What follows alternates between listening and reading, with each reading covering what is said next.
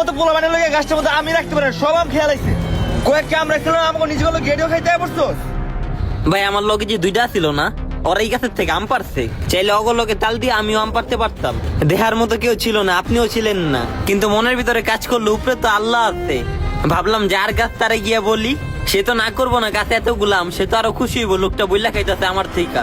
এই চিন্তা করে পোলাপান্ডিরে ধমক দিয়া, বোকা দিয়া, অগরে যা দাঁড়া করে আপনারা ডেকে আনলাম। কিন্তু আপনারা আনার পরে আপনি যে ব্যাপারটা করলেন, আপনি যেভাবে গালিগালাজ করলেন, এখন নিজের কাছে মনে হইতাছে যে অগলকে তাল দিয়া আমগুলা পারাটা ছিল আমার সবচেয়ে বড় কার্যকরী কাজ। আপনারা ডাক দেওয়াটা ছিল সবচেয়ে বড় বোকামি। এই যে পোলাপেন গুলার আমি এত বুঝাইলাম যে কাউরে না বললে গাছের থেকে আম পারা ভালো না। এই যে আপনি এসে যে ব্যবহারটা করলেন, ওগো সামনে যে গালিগালাজটা করলেন, এই পোলাপেন রেখে দ্বিতীয়বার আমি মুখ দিয়ে কইতে পারবো যে গৃহস্থের থেকে কয়া পার, যার গাছ তার থেকে কয়া পার। এই পোলাপেন গুলো বারবার সারা জীবন আমার এই একটা কথাই কইব। মনে আছে নি এর আগের বার বালপাক নেমে করে বেড়ার থেকে গালি খাইছিলি?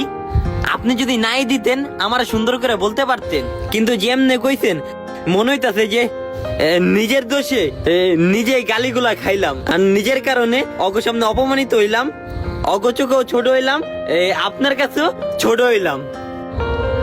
আইসো চুরি করতে, আবার নীতিগত গছ বাইরে আমার বাগানতে। এই আপনার মতো কিছু মাইন্ডসেট লেগা এই যুগের পোলাপাইন গুলা ভালো হয় না। যা জানতে যা।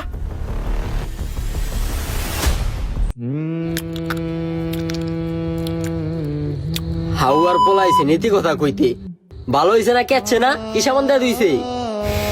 ধুইব কেন, লোকটা বুঝতে পারে নাই। কি মজা রে, প্রতি কামড়ে কামড়ে স্বাদ।